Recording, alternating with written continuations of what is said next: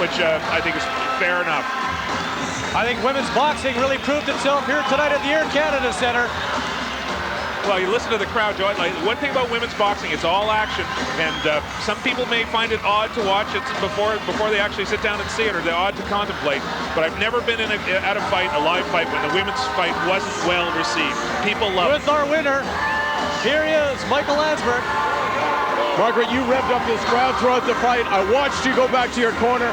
You were bringing them to your feet. You brought them to their feet, though, winning the title. You've now fought 8 times as a pro. I got to believe this was the hardest match that you've had. Very hard. Tough fighter. Came out strong the entire fight. To be honest with you, we were counting on her losing her endurance. That was part of our strategy.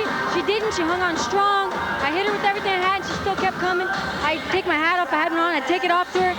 Great fighter. I love fighting people like that because it makes it good for the fans.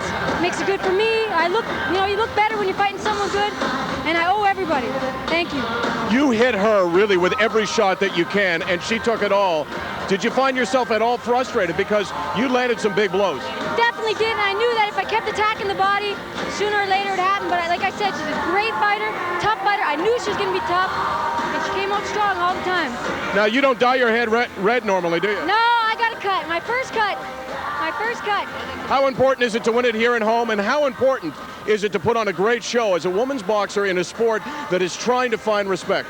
Both fighting on home and putting on a great show as a female are extremely important. One of the most important things in the game. I mean, you see a lot of female fighters out there that go in there cat fighting, a sideshow, whatever.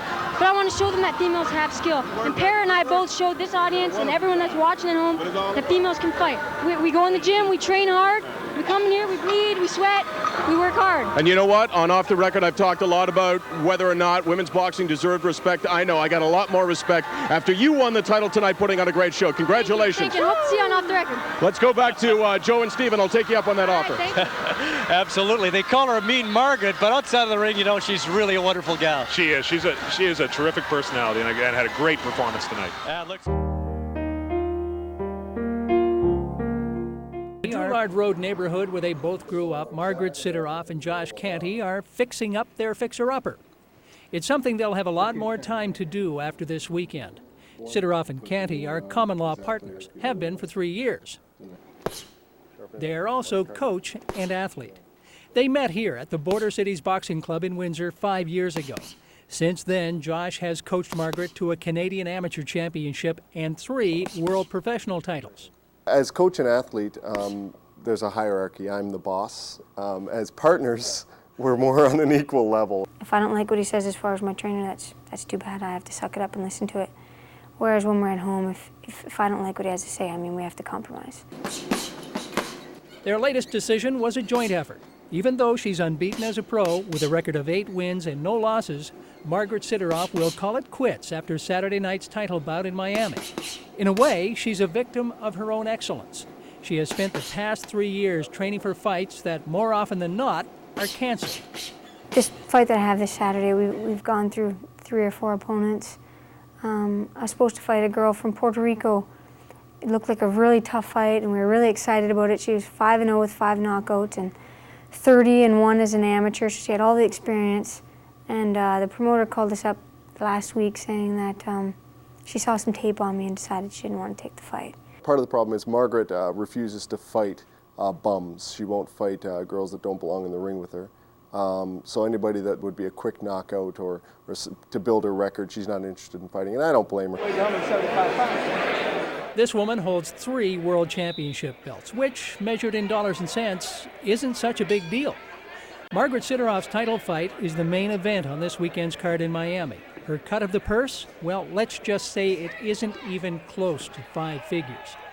If she were a male of the species, you just know she'd be rolling in it. If I were a male, yes, I'd probably be more famous and wealthier, but the truth is I didn't come into the sport looking for fame or wealth. I was always an athlete. I loved to compete, I loved training, and I set out to accomplish goals as far as not wealth and fame, but as far as winning titles, which I did. I did everything that I wanted to do. That's why I have absolutely no regrets.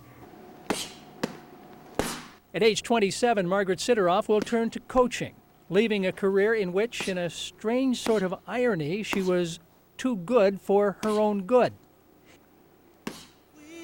La razón de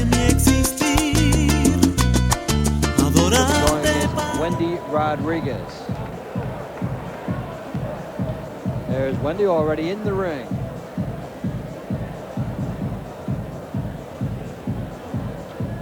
Should be a good matchup here, Joe. Well, she looks actually, you know, when you watch somebody move around the ring here, and I'm watching Wendy Rodriguez, she's got a little style here. You can tell already. But here's Sidoroff, who really has got the experience factor going for her in this fight. Coming up here 8-0 with the 3 knockouts and victories over some impressive fighters like Ava Young and Jolene Blackshear. Rodriguez, 10 2-minute rounds for the IBA Junior Flyweight Championship of the world. Margaret, Wendy, we had a great chat in the dressing rooms. I expect you to protect yourself at all times and obey my commands at all times. Touch gloves, and may the best fighter win. I was just really kind of stuck here watching the two girls move here, because what great footwork already from these two. I'm just kind of amazed at how professional they really look here. So I'm sure we're going to have a great battle on our hands here. Maybe a defensive battle here. And Sidoroff may find herself in a position of chasing Rodriguez around. And some quick hand speed there by Sidoroff. Able to drive Rodriguez back, and Rodriguez goes way back and recaptures her spot and considers attacking again. Got inside. Rodriguez has a, well, she just got countered with a nice little left hook, reaching in with the right hand from Sidoroff.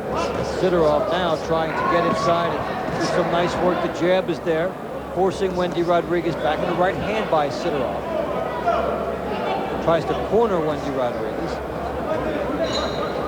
Now Rodriguez tries to go to work back on her. And they start to open up.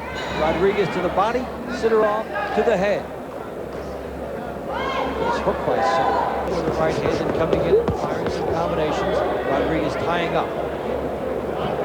Rodriguez is very good. They're very adept at tying Sidoroff up on the inside.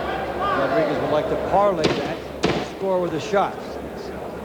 But it's Margaret Sidoroff setting the pace early against Wendy Rodriguez in the scheduled 10 round. Is on the retreat now. And Sidoroff fired a right hand on the way in, and she wasn't as open as she was a minute ago to catch that shot by Rodriguez, and they open up.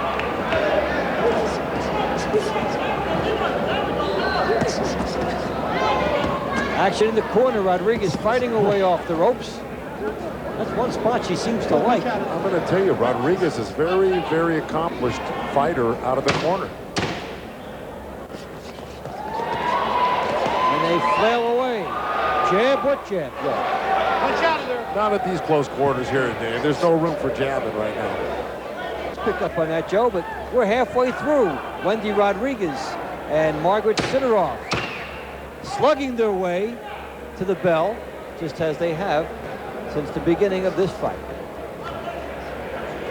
And Margaret Sidoroff in an intriguing IBA Junior Bantamweight Championship bout. Sidoroff in the white trunks has been doing the stalking, but in the last couple rounds, Wendy Rodriguez has been counterpunching effectively. It is easy to assume that when you're coming forward, you're going to win. Most fighters who do come forward do win, but there are exceptions. Sidoroff landed a couple of good right hands right at the end of that round in Rodriguez's corner. Rodriguez landed a couple of hooks, but that was a better round. And effectively in that last round. Some short shots. Using combinations instead of just one punch at a time. And Rodriguez attacking a little bit more as the round got underway, and then backing up here. Rodriguez and Sidoroff continue to go back and forth, fighting often in the corner. Action, Wendy Rodriguez and Margaret Sidoroff vying for the IBA Junior Bantamweight Championship in a bout of contrasting styles. Sidoroff spent most of the first 7 rounds coming right at Wendy Rodriguez and backing her up. Rodriguez fighting effectively as a counterpuncher. Now here in round 8, Wendy Rodriguez wants to attack. Confidence. She's putting pressure on right now, which is very unlike what she's been doing all night. But you got to admire how great these shape, these two girls, and neither one of them are breathing hard. They've been working very hard up on their toes. They have been really working very hard for 8 rounds now, and neither one of them are breathing hard. So you got to commend them for that. Big team here to pair. Setting a good pace in this fight. And I'm not kidding you. This girl's got a lot of great technique. Wait till she gets a few more fights under her belt.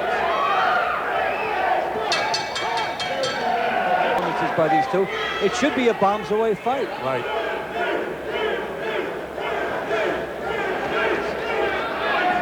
Sidoroff scores with 2.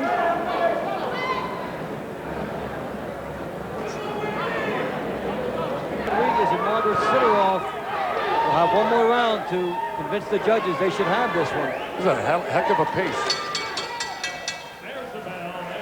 Your fighter for the final round, and here it is. Wendy Rodriguez and Margaret Sidoroff have set a strong pace,